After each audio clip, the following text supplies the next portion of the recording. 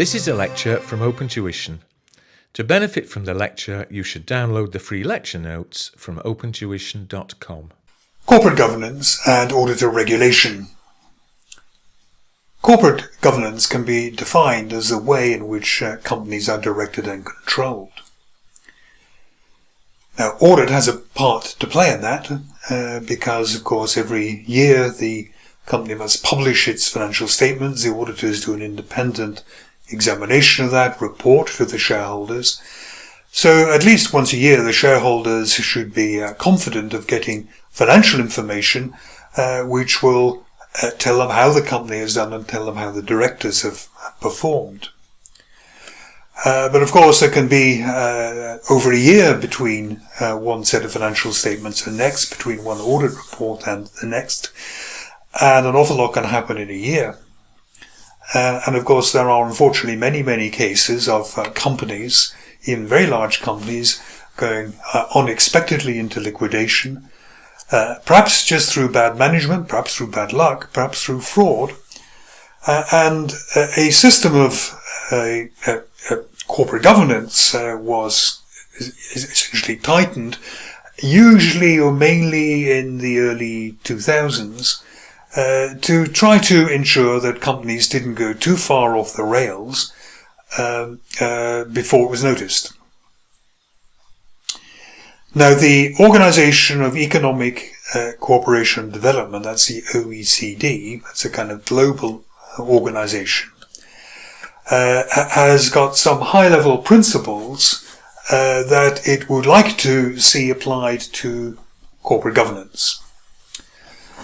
And what happens then is that different countries have their own ways of trying to realize these principles, to see that these principles are actually going to be working within their jurisdiction. So in the UK it is the Corporate Code. In America is the Sarbanes-Oxley Act and so on. And these are ways in which local countries have tried to implement this international OECD requirement.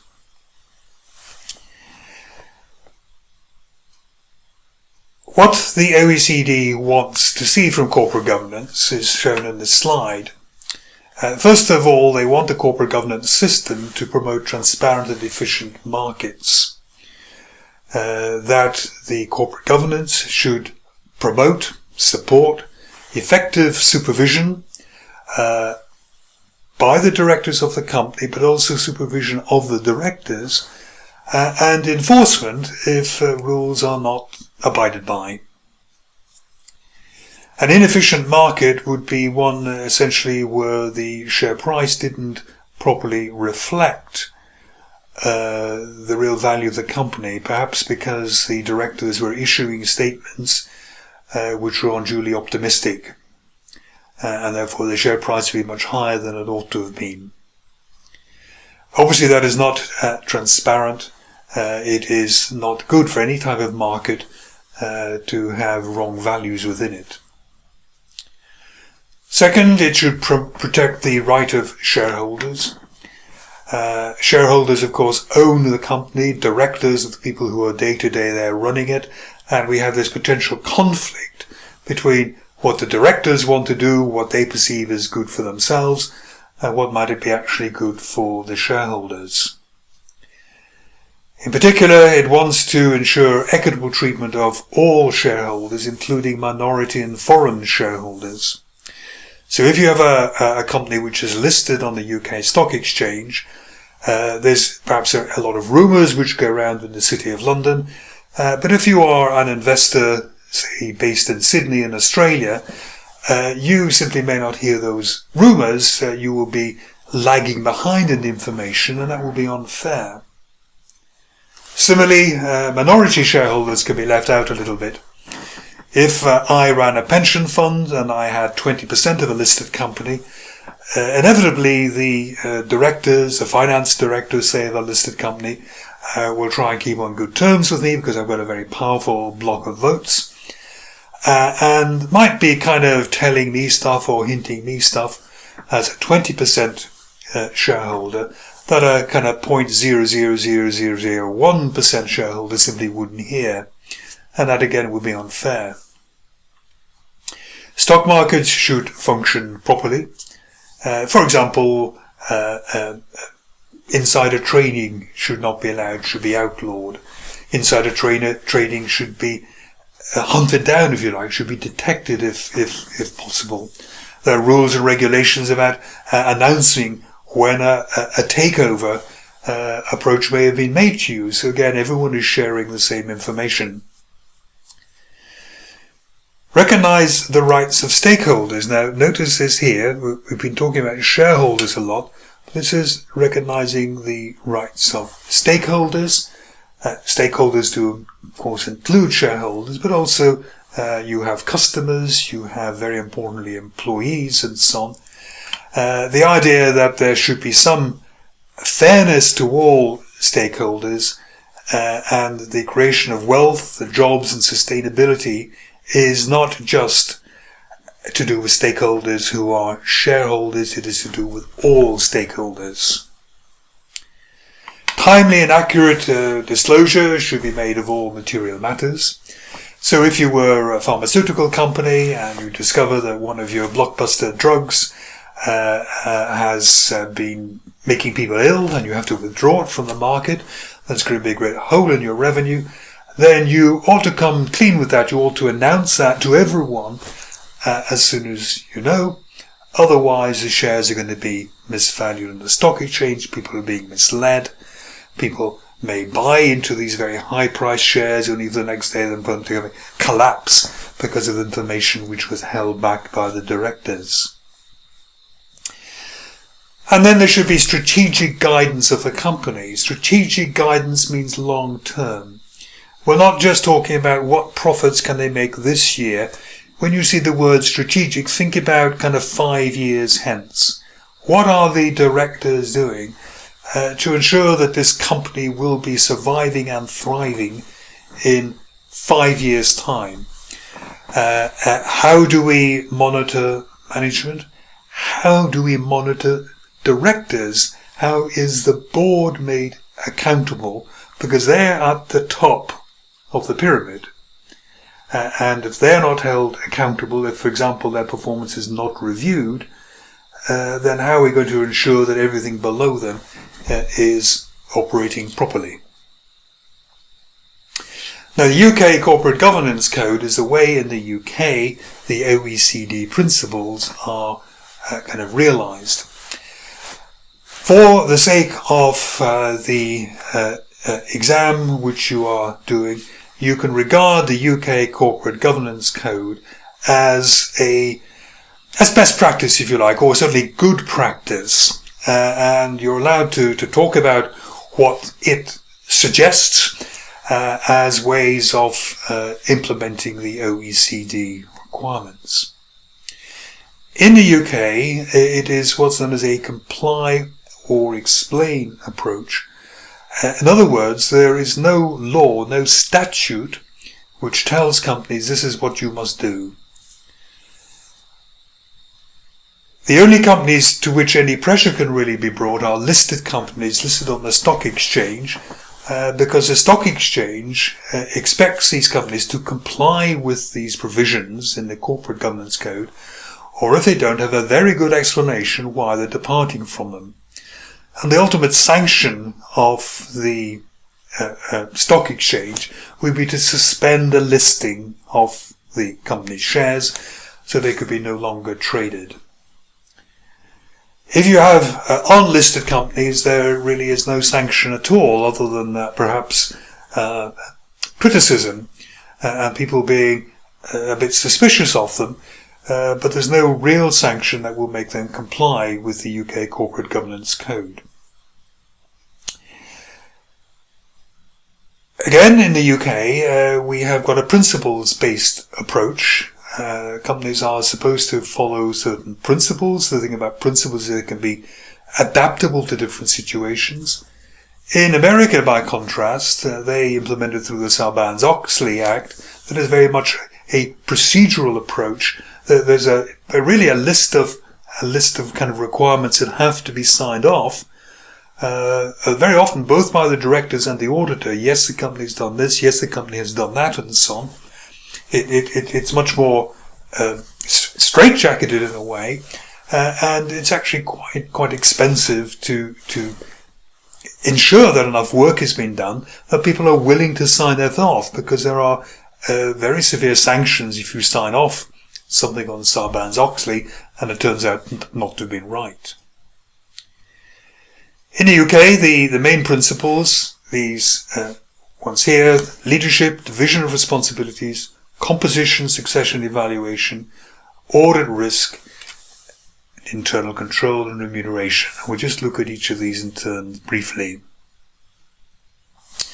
First of all, leadership.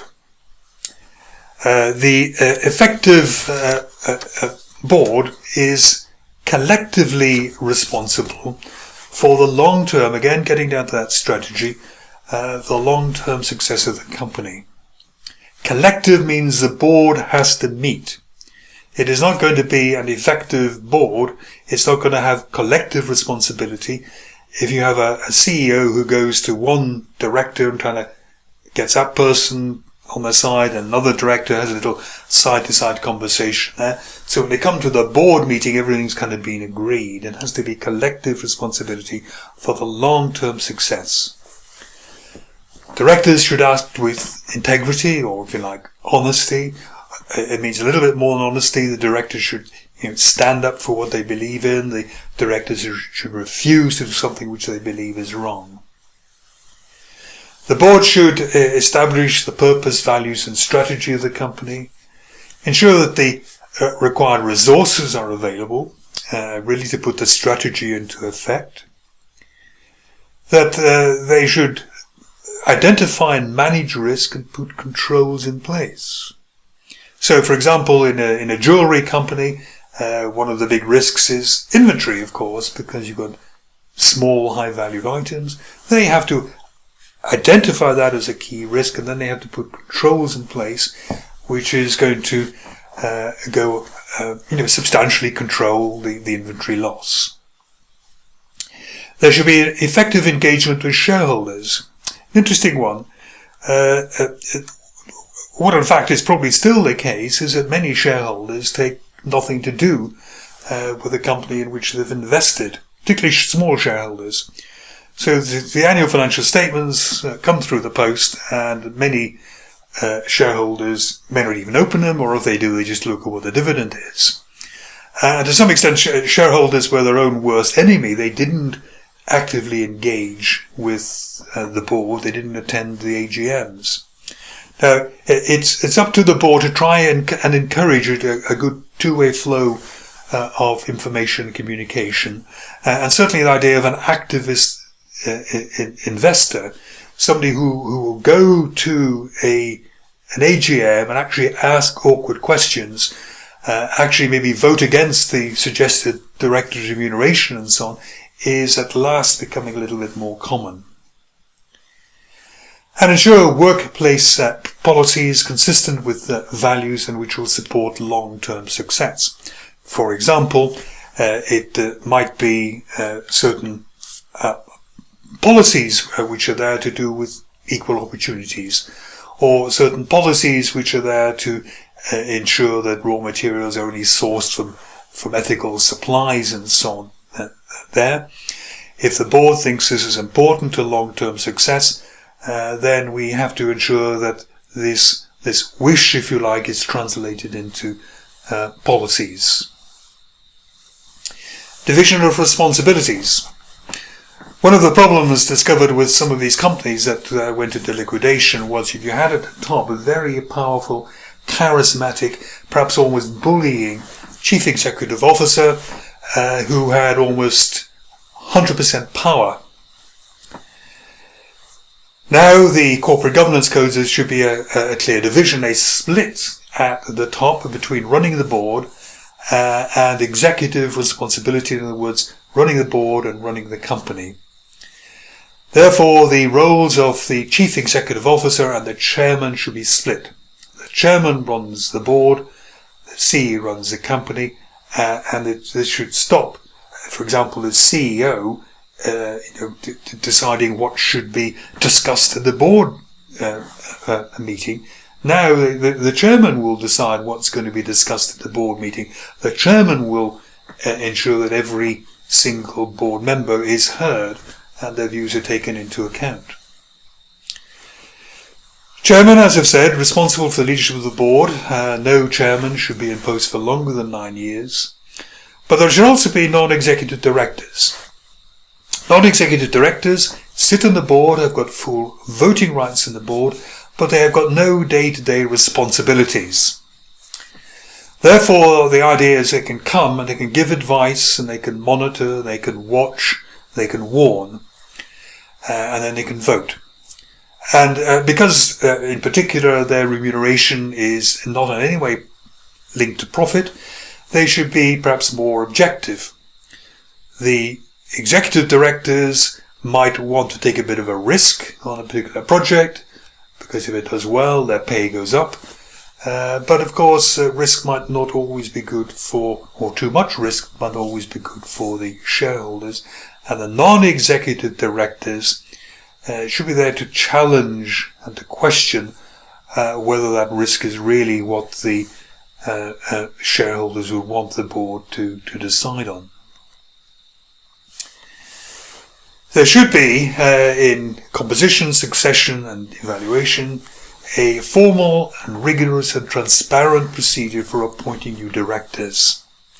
What you don't want is for a vacancy to come up on the board and then the CEO to say, I have a friend who could do that.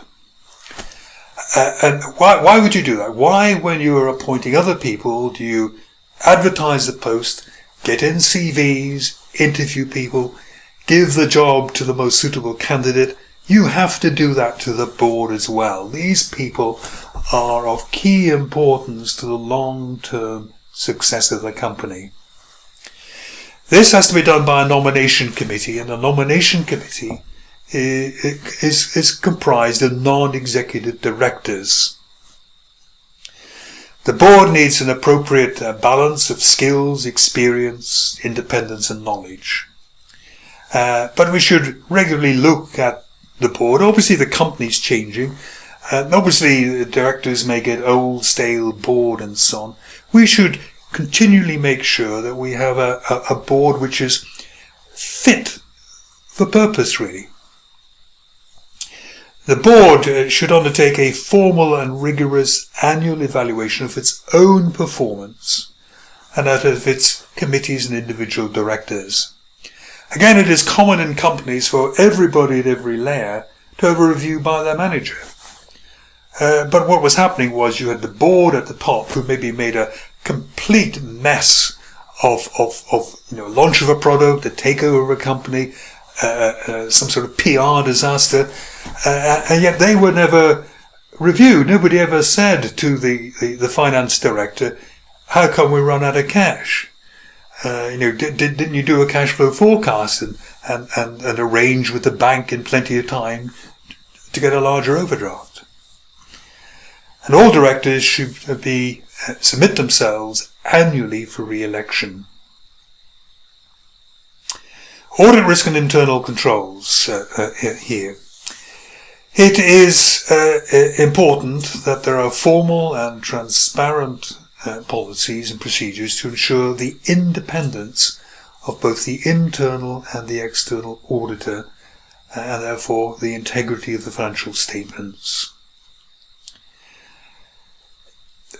Obviously, the external auditor is probably independent. The external auditors have their own rules about how they can be involved with a company.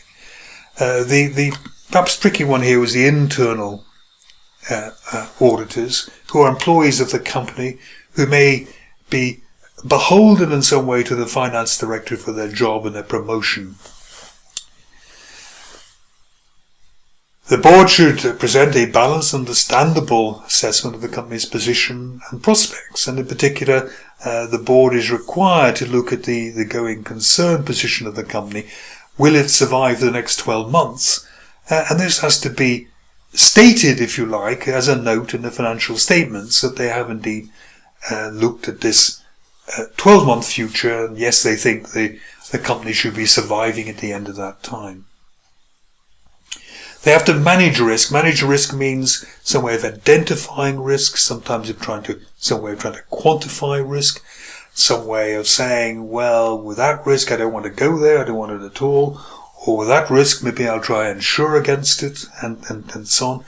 We need to bring in internal controls to manage risk and to make sure that the assets of the company are safeguarded. There should be, therefore, an audit committee. An audit committee is composed of non-executive directors, and the audit committee will, it will look after, for example, the internal auditors and the external auditors, relations with the external auditors.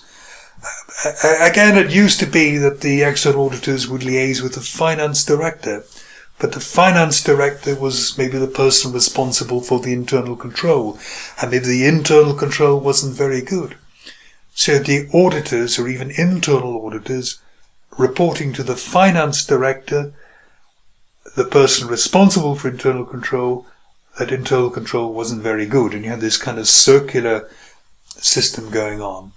Now, complaints, if you like, criticisms are made to the audit committee, and these non-executive directors, being full board members, can bring serious points up at the board meeting, rather than allowing the finance director to perhaps suppress something which is a bit embarrassing. Remuneration. We're not looking for the cheapest possible director. They might be useless. We're looking at remuneration which is sufficient to attract directors of the right quality. Remuneration should line up with strategy. And one of the best ways of doing this is to link a substantial part of directors' remuneration with corporate performance. So a typical way of doing this is to offer directors share options. So you say part of your remuneration is going to be, we will offer you at the end of the year share options which allow you to buy, maybe in 5 years' time, shares at $10 each. So 5 years' time, sets a long-term strategy. It makes the directors focus on 10 years. And you'll only buy the shares at $10 each in 5 years' time if the shares are above $10. And of course the shareholders are going to be really pleased if the shares go way up above $10. And the directors are going to be really pleased because their options will be worth a lot of money if the shares go up above $10, but they can still buy at 10. It's important, however, that if the company doesn't do well, that the directors do not still get this high remuneration. It has to be realistically moving, if you like, with the company's prospects. Again, what we don't want is but we don't want directors to be deciding on their own pay. So again, we have the third committee. We've had the nomination committee, the audit committee. Now we have the remuneration committee, composed of non-executive directors. And this is what is responsible, the committee responsible for deciding the amount of pay and the calculations involved in pay, the shape of the pay, which is going to individual directors. Here we have what the audit committee does. We've mentioned the audit committee. First of all, it liaises with the external auditors. It will define the scope of the external audit. It acts as a forum, a link between the directors and the auditors. So if the auditors are perhaps worried about something or can't get some information, or maybe want to make some sort of a complaint to the directors, this will usually go first to the audit committee, who can then kind of bring it up in the board meeting and try and get it resolved. So dealing with auditors' reservations. The auditors think that some amount in the financial statements means they don't show a true and fair view. Then they would talk to the audit committee. The audit committee can then talk to the finance director and the board, maybe to talk about altering that amount in the financial statements. If someone, maybe the finance director, seems to be withholding information or concealing information, again, this can be brought up to these non-executive directors. Remember that the finance director is not playing ball, that we need this information and we're not getting it. It'll review the independence and objectivity of the auditors. Are they, for example, big enough to deal with us? So you have your auditors, you have the client gets bigger and bigger and bigger and bigger and bigger. Maybe at some point you feel that the small firm of auditors is not actually up to dealing with this large, perhaps now international company, and maybe we should think about changing to a bigger firm of auditors. And finally, to approve non-audit services, like maybe asking the auditors to investigate a fraud, or to review maybe IT security or something of that type. They also review internal audit. They should be reviewing the system of internal control. The board has responsibility for internal control, but generally speaking, the review of that will be carried out by internal audit, and the internal audit reports are likely then to be in their turn reviewed by the audit committee.